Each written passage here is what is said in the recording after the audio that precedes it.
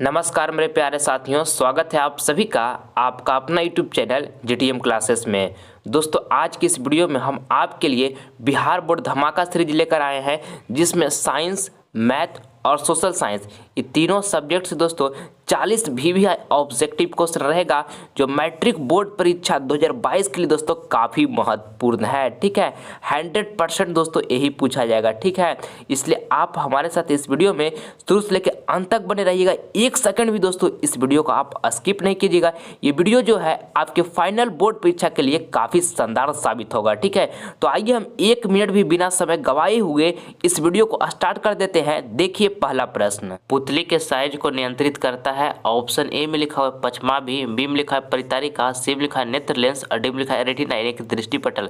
दोस्तों, आपको ये प्रश्न बताना है कि पुतली के साइज को नियंत्रित करता है तो परितारिका करता है। दोस्तों, आपको इसको याद रखना है। ऑप्शन नंबर यहाँ पे बी जो होगा हमारा बिल्कुल करेक्ट आंसर हो जाएगा। ठीक है, और दोस्तों किसी वस्तु का जो प्रतिबिंब है नेत्र का किस भाग पर बनता है तो रेटिना पर बनता है दोस्तों, यानी कि दृष्टिपटल पर। ठीक है, ये भी आपको साथ में याद रखना है।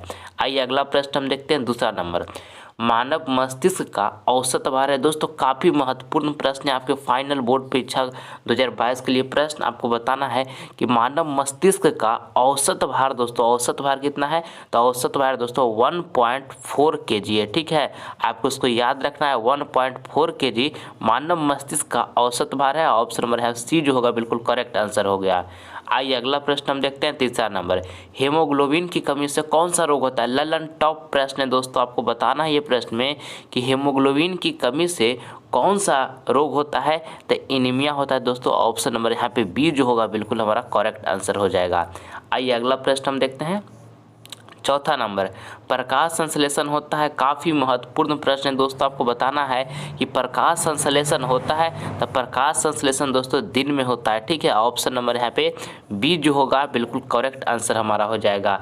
आइए अगला प्रश्न हम देख लेते हैं, 5 नंबर प्रश्न हमारा है कि मुख गुहा में आहार का कौन सा भाग का पाचन होता है। ऑप्शन ए में लिखा है प्रोटीन, बी में लिखा है कार्बोहाइड्रेट, सी में लिखा है वसा, डी में लिखा है न्यूक्लिक अम्ल। तो आपको दोस्तों ये प्रश्न बताना है कि मुख गुहा में आहार का कौन सा भाग का पाचन होता है तो कार्बोहाइड्रेट का पाचन होता है दोस्तों। ठीक है, ऑप्शन नंबर यहाँ पे बी जो होगा बिल्कुल हमारा सही आंसर हो जाएगा। आइए अगला प्रश्न हम देख लेते हैं, 6 नंबर, फूल का कौन सा भाग फल में बदलता है। ऑप्शन ए में लिखा हुआ है पुंकेसर, बी में लिखा है स्त्रीकेसर और सी में लिखा है अंडाशय, डी में लिखा है बीजांड। दोस्तों, ये प्रश्न आपके बिहार बोर्ड फाइनल बोर्ड परीक्षा में 10 बार से भी ज़्यादा बार पूछा गया है और 2022 बोर्ड एग्जाम का भी पेपर में दोस्तों जाकर छपेगा ये प्रश्न। आपको बताना है कि फूल का कौन सा भाग फल में बदलता है तो अंडाशय बदलता है। ठीक है, ऑप्शन नंबर यहाँ पे सी जो होगा बिल्कुल हमारा करेक्ट आंसर हो जाएगा। ठीक है, चलिए अगला प्रश्न हम देख लेते हैं, 7 नंबर, सर्च लाइट का प्रवर्तक सतह होता है। ऑप्शन ए में लिखा हुआ अवतल दर्पण, बी में लिखा है उत्तल दर्पण, सी में लिखा है समतल दर्पण और डी में लिखा है इनमें से कोई नहीं। तो ये 7 नंबर प्रश्न में दोस्तों आपको बताना है कि सर्च लाइट का प्रवर्तक सतह होता है तो अवतल दर्पण होता है। ठीक है, ऑप्शन नंबर दोस्तों यहाँ पे ए जो होगा बिल्कुल राइट आंसर हो जाएगा। सर्च लाइट का प्रवर्तक सतह अवतल दर्पण होता है। ठीक है, आपको इसको अच्छे तरीके से याद रखना है। आइए नेक्स्ट प्रश्न हम देख लेते हैं, 8 नंबर, पौधे में जनन अंग कहाँ पाए जाते हैं। ऑप्शन ए में लिखा है तना में, बी में लिखा है जड़ में, सी में लिखा है पुष्प में और डी में लिखा है फल में। तो आपको दोस्तों यह 8 नंबर प्रश्न में बताना है कि पौधे में दोस्तों जनन अंग कहाँ पाए जाते हैं तो पुष्प में पाए जाते हैं। ठीक है, ऑप्शन नंबर यहाँ पे सी जो होगा हमारा बिल्कुल राइट आंसर हो जाएगा। ठीक है, चलिए अगला प्रश्न हम देख लेते हैं, 9 नंबर, विद्युत हीटर की कुंडली में किसका प्रयोग किया जाता है। दोस्तों 9 नंबर प्रश्न काफ़ी महत्वपूर्ण है आपके फाइनल बोर्ड परीक्षा के लिए। ऑप्शन ए में लिखा हुआ नाइक्रोम, बी में लिखा है टंगस्टन, सी में लिखा है तांबा और डी में लिखा है जस्ता। तो आपको बताना है दोस्तों ये प्रश्न में कि विद्युत हीटर की कुंडली में किसका प्रयोग किया जाता है तो नाइक्रोम का प्रयोग किया जाता है। दोस्तों आपको उसको याद रखना है। ऑप्शन नंबर ए जो होगा हमारा बिल्कुल यहाँ पे करेक्ट आंसर हो जाएगा। ठीक है, और दोस्तों विद्युत बल्ब जो होता है उसका फिलामेंट किस तंतु का दोस्तों बना रहता है, कौन सा तंतु का बना रहता है तो टंगस्टन का बना रहता है। ये भी आपको ध्यान में रखना है। जो पीला वाला बल्ब होता है ना दोस्तों, उसका तंतु किस चीज़ का बना होता है तो टंगस्टन का बना होता है। आपके बोर्ड में पूछे जाते हैं, आपको उसको याद रखना है। आइए अगला प्रश्न हम देख लेते हैं, 10 नंबर, रासायनिक अभिक्रिया में भाग लेने वाले पदार्थ को कहा जाता है?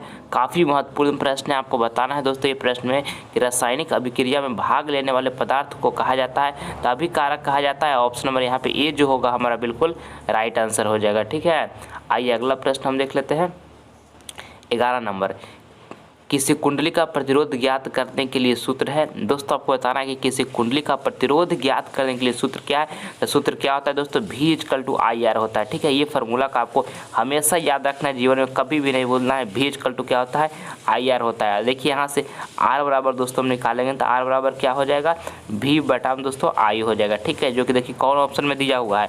R=V/I दिया हुआ है ऑप्शन नंबर सी में। तो ऑप्शन नंबर सी यहाँ पे हमारा बिल्कुल राइट आंसर हो जाएगा। आइए अगला प्रश्न देख लेते हैं हम। 12 नंबर, निम्नलिखित में कौन विद्युत का सुचालक है?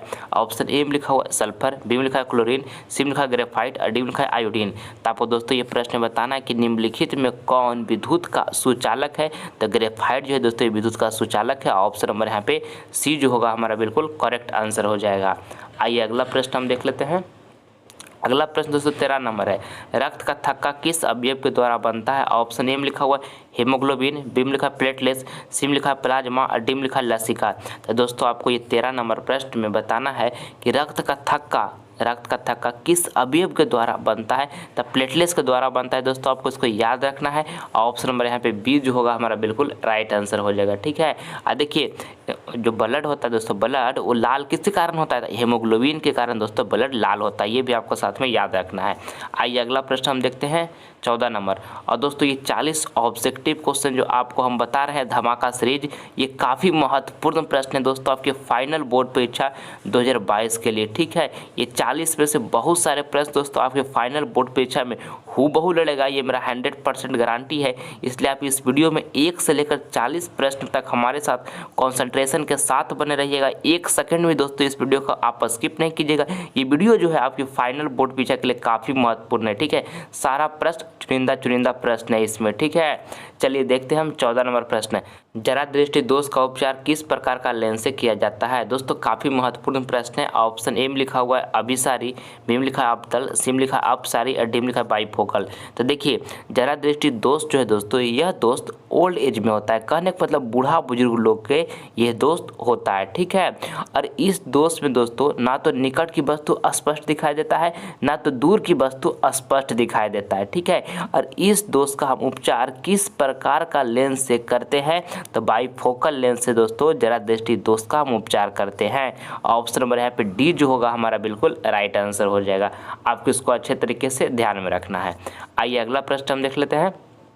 15 नंबर, टूथपेस्ट कैसा होता है? ऑप्शन ए में लिखा है अम्लीय, बी में लिखा है क्षारीय, सी में लिखा है उदासीन और डी में लिखा हो इनमें से सभी। तो आपको 15 नंबर प्रश्न में दोस्तों बताना है कि टूथपेस्ट कैसा होता है। तो क्षारीय होता है। ऑप्शन नंबर यहाँ पे बी जो होगा हमारा बिल्कुल करेक्ट आंसर हो जाएगा। आपको उसको ध्यान में रखना है। देखिए अम्लीय का जो अम्ल का जो हमारा पीएच मान होता है दोस्तों कितना होता है? तो 7 से कम होता है दोस्तों अम्ल का पीएच मान। ठीक है, और क्षार का दोस्तों जो हमारा पीएच मान होता है वो कितना होता है? तो 7 से अधिक जो होता है दोस्तों हमारा 7 से अधिक दोस्तों हमारा क्षारीय विलयन का पीएच मान होता है। ठीक है, और उदासीन विलयन का जो पीएच मान होता है दोस्तों 7 के बराबर होता है। ये भी आपको साथ में सारे पॉइंट्स को ध्यान में रखना है, आपके बोर्ड एग्जाम में बार बार पूछे जाते हैं। देखिए 16 नंबर प्रश्न कहता है कि 1 नैनोमीटर बराबर होता है, लल्लन टॉप प्रश्न है दोस्तों, आपको बताना है कि 1 नैनोमीटर बराबर होता है तो 10 के पावर -9 मीटर होता है। ऑप्शन नंबर यहाँ पे सी जो होगा बिल्कुल हमारा करेक्ट आंसर हो जाएगा, ऑप्शन नंबर सी। आइए अगला प्रश्न हम देख लेते हैं।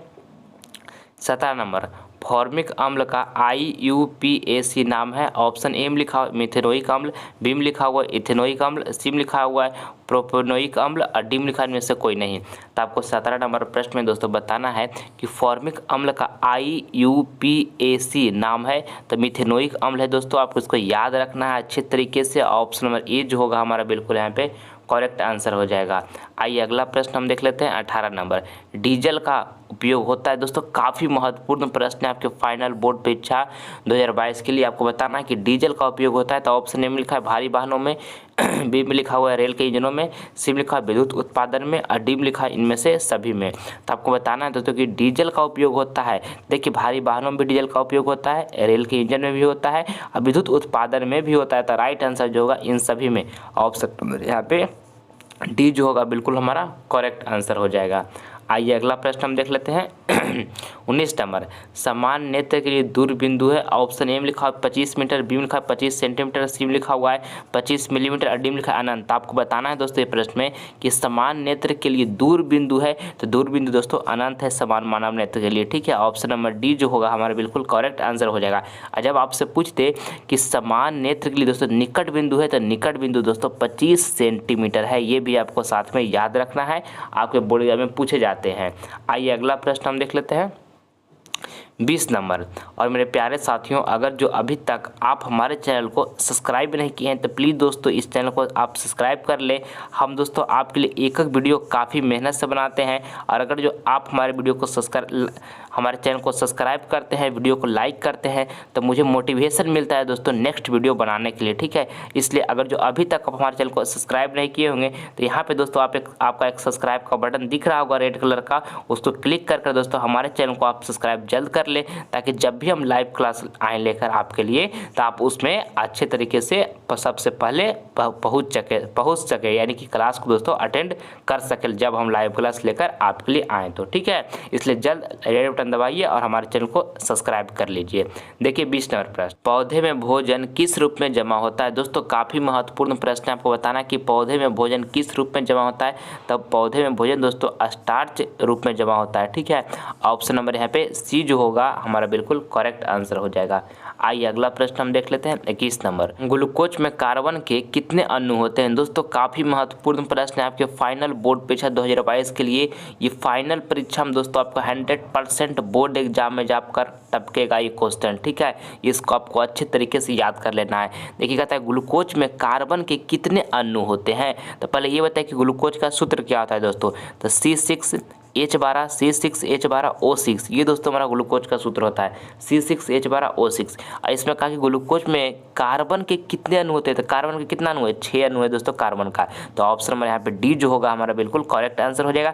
अगर जो इससे पूछ देता है दोस्तों कि ग्लूकोज में हाइड्रोजन के कितने अणु है, तो हाइड्रोजन के कितना अणु है, 12 अणु है, ठीक है। आपको ये भी ध्यान में रखना है।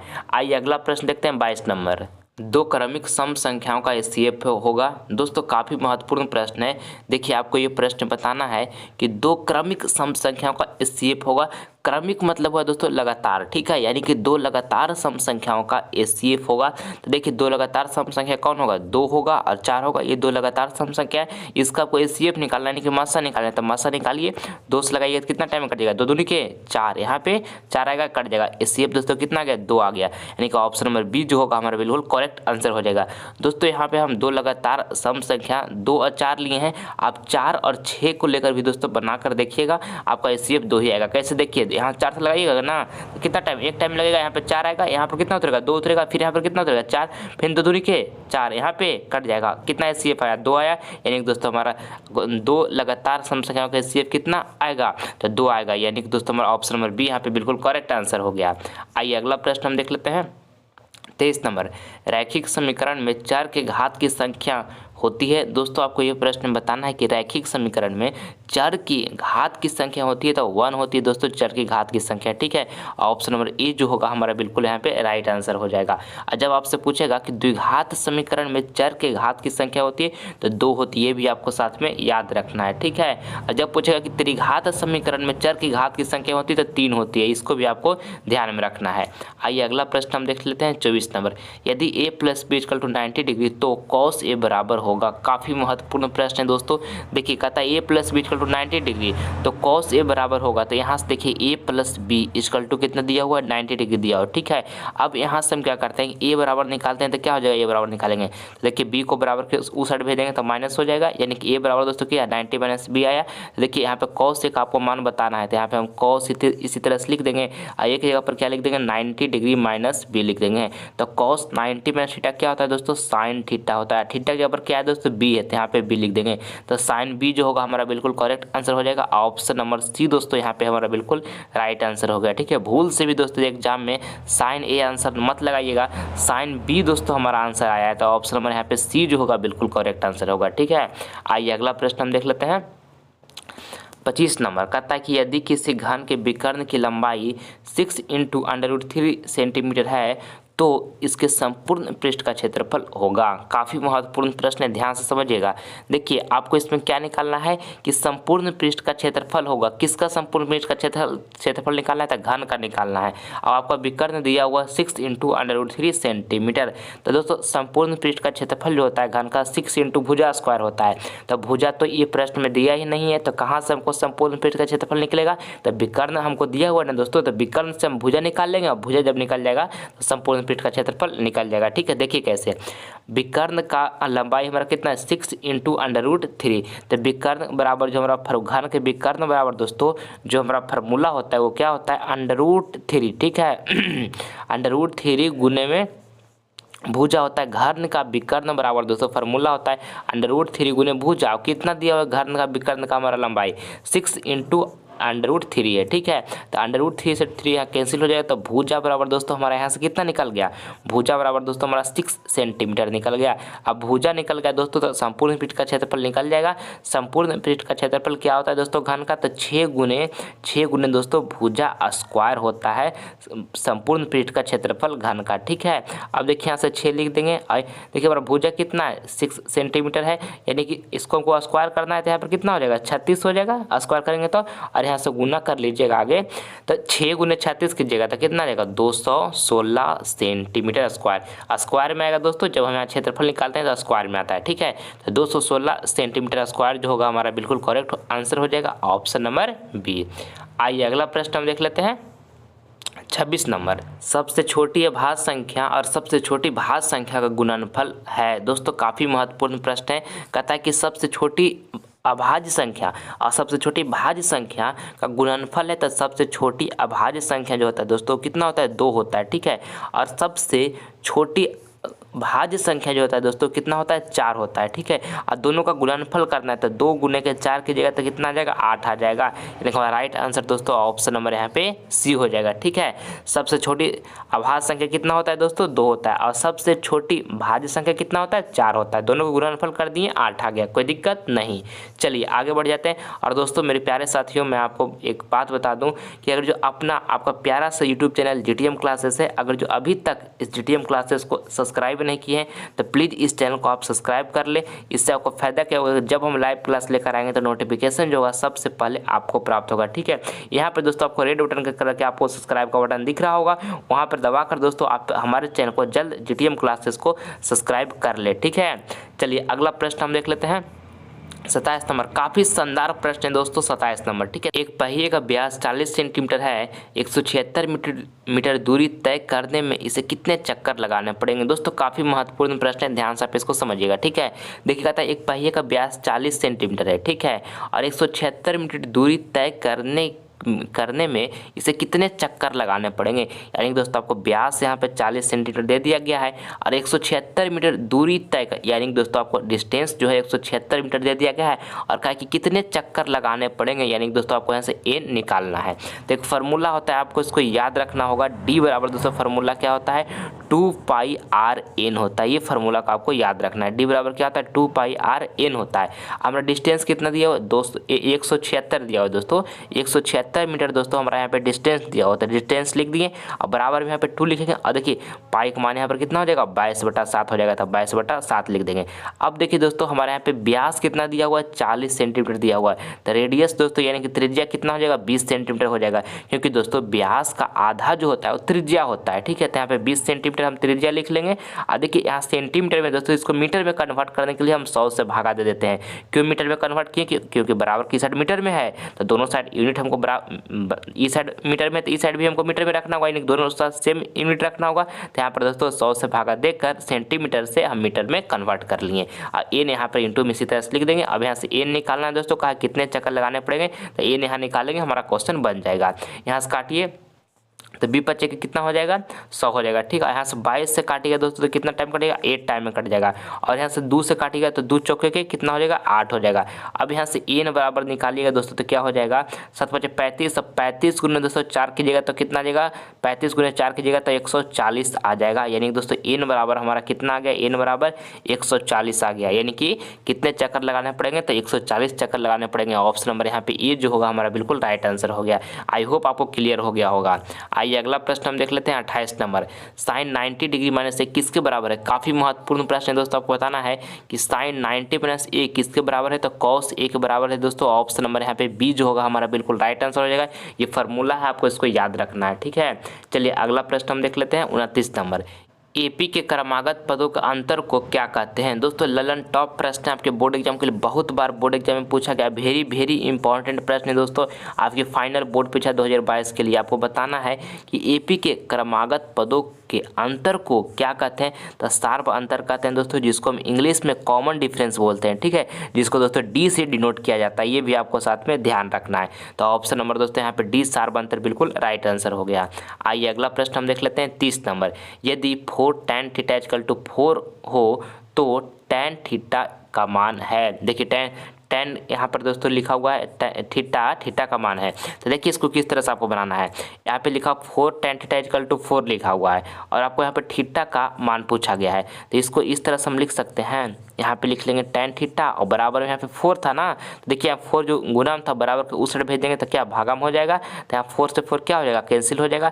तो tan थीटा बराबर कितना आ जाएगा, 1 आ जाएगा, ठीक है। अब आगे यहाँ से करेंगे तो लिखेंगे tan थीटा, और देखिए यहाँ 1 की जगह पर दोस्तों क्या लिख देंगे, 1 की जगह पर tan 45 डिग्री लिख सकते हैं, क्योंकि दोस्तों tan 45 डिग्री का मान जो होता है 1 होता है, तो 1 की जगह पर हम tan 45 डिग्री लिख सकते हैं, कोई दिक्कत। और tan से tan यहाँ कैंसिल हो जाएगा, तो थीटा बराबर दोस्तों हमारा कितना आ गया, 45 डिग्री। और आपसे क्या पूछा गया था कि थीटा का मान है, तो थीटा का मान कितना है, 45 डिग्री है, ठीक है। ऑप्शन नंबर दोस्तों यहाँ पे ऑप्शन नंबर सी जो होगा बिल्कुल हमारा करेक्ट आंसर हो जाएगा। आई होप ये प्रश्न आपको समझ में आ गया होगा। आइए अगला प्रश्न देख लेते हैं 31 नंबर। सूचना के अधिकार संबंधी कानून कब बना? दोस्तों काफ़ी महत्वपूर्ण प्रश्न है आपके फाइनल बोर्ड परीक्षा 2022 के लिए। 31 नंबर प्रश्न आपको बताना है कि सूचना के अधिकार संबंधी कानून कब बना? तो 2005 ईस्वी में बना दोस्तों, ठीक है। ऑप्शन नंबर यहाँ पे बी जो होगा हमारा बिल्कुल राइट आंसर हो जाएगा। आपको इसको अच्छे तरीके से याद रखना है। आइए अगला प्रश्न हम देख लेते हैं 32 नंबर। और दोस्तों ये 40 ऑब्जेक्टिव प्रश्न में से जो भी प्रश्न आपको दोस्तों अच्छे तरीके से याद नहीं है उसे नोटबुक पर लिख कर आप याद कर लीजिएगा, क्योंकि हमारा टारगेट है कि फाइनल बोर्ड परीक्षा में दोस्तों हर हालत में 480 प्लस मार्क्स अचीव करना है। इसके लिए मुझे मेहनत करना पड़ेगा, और जितना आपके पास क्षमता है, जितना एनर्जी दोस्तों, पूरा जितना समय बचा हुआ है उसमें झोंक दीजिए। 1 मिनट समय दोस्तों अभी जो आपके लिए काफ़ी महत्वपूर्ण है अपने ज़िंदगी का दोस्तों। ये 2022 बोर्ड एग्जाम जो है, ये 2022 बोर्ड एग्जाम का सबसे शानदार एग्जाम बनाना है, ठीक है। इसलिए आपके पास जितना एनर्जी है, जितना जोश है, पूरा झोंक दीजिए। जिस दिन रिजल्ट आएगा दोस्त, उस दिन इस बात को आप ध्यान में रखिएगा कि माता पिता के आपको आंखों में खुशी की आंसू अगर जो बहाना है 480 प्लस मार्क्स लाकर, तो आपको आज मेहनत करना पड़ेगा, ठीक है। वो जो आपके पल होगा ना, जब गांव मोहल्लों में आपके माता पिता चलेंगे, गली मोहल्ले में, तो जब बोला जाएगा कि इनका बेटा का इतना नंबर आया है हर गली हर मोहल्ले में, तो वो पल जो आप सुनिएगा ना, वो आपके लिए काफ़ी लाजवाब होगा। उसके लिए आज आपको मेहनत करना होगा, ठीक है। हर हालत में फाइनल बोर्ड परीक्षा में 480 प्लस मार्क्स प्राप्त करना है, और आपके अंदर टैलेंट है कि आप कर सकते हैं, बशर्ते आपको कंटिन्यू पढ़ाई करना होगा, समय को बर्बाद आपको नहीं करना होगा, ठीक है। हमसे जितना मेहनत हो रहा है आपके लिए करने के लिए हम तैयार हैं। आप हमारे साथ कंटिन्यू बने रहिएगा। देखिए 32 नंबर प्रश्न देखिए, कहता है कि रबर की खेती भारत के किस राज्य में की जाती है? ऑप्शन ए में लिखा है आंध्र प्रदेश, बी में लिखा है केरल, सी में लिखा हुआ है गुजरात, और डी में लिखा है छत्तीसगढ़। तो आपको बताना है ये प्रश्न में दोस्तों कि रबर की खेती भारत के किस राज्य में की जाती है? तो केरल में की जाती है, ठीक है। ऑप्शन नंबर यहाँ पे बी जो होगा हमारा बिल्कुल राइट आंसर हो जाएगा। आइए अगला प्रश्न हम देख लेते हैं 33 नंबर। बिहार में पंचायती राज संस्थाओं में महिलाओं के लिए कितने सीटें आरक्षित है? काफ़ी महत्वपूर्ण प्रश्न है। ऑप्शन ए में लिखा 50%, बी में लिखा 25%, सी में लिखा 33%, और डी में लिखा इनमें से कोई नहीं। तो आपको बताना है दोस्तों कि बिहार में पंचायती राज दोस्तों संस्थाओं में महिलाओं के लिए कितनी सीटें आरक्षित है? तो 50% है दोस्तों, आपको इसको याद रखना है। ऑप्शन नंबर ए जो होगा हमारे यहाँ पे बिल्कुल राइट आंसर हो जाएगा। आइए अगला प्रश्न हम देख लेते हैं 34 नंबर। जर्मनी के एकीकरण के लिए कौन उत्तरदायी था? दोस्तों काफ़ी महत्वपूर्ण प्रश्न है आपके फाइनल बोर्ड परीक्षा 2022 के लिए। आपको बताना है कि जर्मनी के एकीकरण के लिए कौन उत्तरदायी था? तो बिस्मार्क था, ठीक है। ऑप्शन नंबर यहाँ पे बी जो होगा हमारा बिल्कुल राइट आंसर हो जाएगा, ठीक है। चलिए अगला प्रश्न हम देख लेते हैं 35 नंबर। 35 नंबर प्रश्न हमारा है कि किस राज्य में मसाला सबसे अधिक होता है। ऑप्शन ए में लिखा हुआ है केरल में, बी में लिखा है कर्नाटक में, सी में लिखा है असम में और डी में लिखा हुआ है पश्चिम बंगाल में। तो आपको ये प्रश्न बताना है दोस्तों कि किस राज्य में मसाला सबसे अधिक होता है। तो केरल में होता है, आपको इसको याद रखना है। ऑप्शन नंबर यहाँ पे ए जो होगा हमारा बिल्कुल सही आंसर हो जाएगा। आइए अगला प्रश्न हम देख लेते हैं 36 नंबर। चाय पत्ती सबसे अधिक किस राज्य में होता है। ऑप्शन ए में लिखा हुआ है बिहार, बी में लिखा है उत्तर प्रदेश, सी में लिखा है असम और डी में लिखा है हरियाणा। तो आपको दोस्तों ये प्रश्न बताना है कि चाय पत्ती सबसे अधिक किस राज्य में होता है। तो असम में होता है। ऑप्शन नंबर यहाँ पे सी जो होगा बिल्कुल हमारा करेक्ट आंसर हो जाएगा। आइए अगला प्रश्न हम देख लेते हैं 37 नंबर। नेताजी सुभाष चंद्र बोस हवाई अड्डा किस राज्य में स्थित है। दोस्तों काफ़ी महत्वपूर्ण प्रश्न है ये 37 नंबर प्रश्न आपके बोर्ड एग्जाम के लिए। आपको बताना है कि नेताजी सुभाष चंद्र बोस हवाई अड्डा किस राज्य में स्थित है। तो दोस्तों पश्चिम बंगाल में स्थित है। आपको इसको अच्छे तरीके से याद कर लेना है। ऑप्शन नंबर सी जो होगा काफ़ी हमारा राइट आंसर हो जाएगा। काफ़ी महत्वपूर्ण प्रश्न है, फाइनल बोर्ड परीक्षा के एग्जाम में दोस्तों 100% ये प्रश्न आएगा, ठीक है। और यहाँ पर दोस्तों पश्चिम बंगाल जो होगा हमारा बिल्कुल राइट आंसर हो गया। आइए अगला प्रश्न हम देख लेते हैं 38 नंबर। चावल कौन सी फसल है। आपको बताना है दोस्तों कि चावल कौन सी फसल है। तो चावल दोस्तों खरीफ फसल है, आपको इसको ध्यान में रखना है। ऑप्शन नंबर ए जो होगा हमारा बिल्कुल राइट आंसर हो जाएगा। और देखिए गेहूं जो है दोस्तों, गेहूं वो रबी फसल है, ठीक है। ये भी आपको साथ में याद रखना है। आइए अगला प्रश्न हम देख लेते हैं 39 नंबर। विश्व पर्यावरण दिवस कब मनाया जाता है। ये भी प्रश्न दोस्तों आपके बोर्ड एग्जाम में 10 बार से भी ज़्यादा बार पूछ दिया गया है और 2022 बोर्ड एग्जाम का भी पेपर में दोस्तों जाकर छपेगा। आपको बताना है कि विश्व पर्यावरण दिवस कब मनाया जाता है। तो 5 जून को दोस्तों विश्व पर्यावरण दिवस मनाया जाता है। ऑप्शन नंबर यहाँ पे बी जो होगा हमारा बिल्कुल राइट आंसर हो जाएगा। आइए अगला प्रश्न हम देखते हैं 40 नंबर। कोयला किस प्रकार का संसाधन है। आपको दोस्तों ये प्रश्न बताना है कि कोयला किस प्रकार का संसाधन है। ऑप्शन ए में लिखा हुआ है नवीकरणीय, बी में लिखा है अनवीकरणीय, सी में लिखा हुआ है जैव और डी में लिखा हुआ है अजैव। तो आपको बताना है दोस्तों कि कोयला किस प्रकार का संसाधन है। तो अनवीकरणीय संसाधन दोस्तों कोयला है, ठीक है। ऑप्शन नंबर यहाँ पे बी जो होगा हमारा बिल्कुल राइट आंसर हो जाएगा। आइए अगला प्रश्न देखते हैं। अगला प्रश्न जो है दोस्तों आपका HW का प्रश्न है। ये आपको हम होमवर्क में दे रहे हैं, इसका जवाब सारे विद्यार्थी कमेंट बॉक्स में दीजिएगा। काफ़ी आसान प्रश्न है, सारे विद्यार्थी का जवाब इसका आना चाहिए। आपको बताना कि ग्राम कचहरी का प्रमुख कौन होता है। ऑप्शन ए में लिखा है पंच, बी में लिखा है प्रमुख, देखिए सी में लिखा है सरपंच और डी में लिखा है न्याय मित्र। तो चारों ऑप्शन में से जो सही लगे इसका कमेंट बॉक्स में आप सभी विद्यार्थी जवाब जरूर दीजिएगा, ठीक है। अगर ये दोस्तों ये वीडियो आपको पसंद आया है तो इस वीडियो को लाइक आप जरूर करें और इस वीडियो को ज़्यादा से ज़्यादा अपने फ्रेंड सर्किल में शेयर करें ताकि इस वीडियो के माध्यम से हर स्टूडेंट को कुछ नॉलेज बढ़ सके, ठीक है। और अगर जो अभी तक आप यूट्यूब चैनल हमारा GTM क्लासेस को सब्सक्राइब नहीं किए हैं तो प्लीज़ दोस्तों इस चैनल को आप सब्सक्राइब कर लें। इससे आपको फ़ायदा क्या होगा कि जब हम लाइव क्लास आएंगे तो इसका नोटिफिकेशन जो होगा सबसे पहले आपके पास पहुंचेगा, ठीक है। अब मन लगाकर पढ़ाई करता है दोस्तों, हर हालत में 480 प्लस मार्क्स फाइनल बोर्ड परीक्षा प्राप्त करना है। जिस दिन रिजल्ट आएगा उस दिन माँ और पिता की आंखों में खुशी के आंसू बहाना है, ठीक है। अपना ख्याल रखिएगा, मन से पढ़ाई करते रहिएगा। मिलते हैं हम आपसे अगले वीडियो में, तब तक के लिए जय हिंद जय भारत।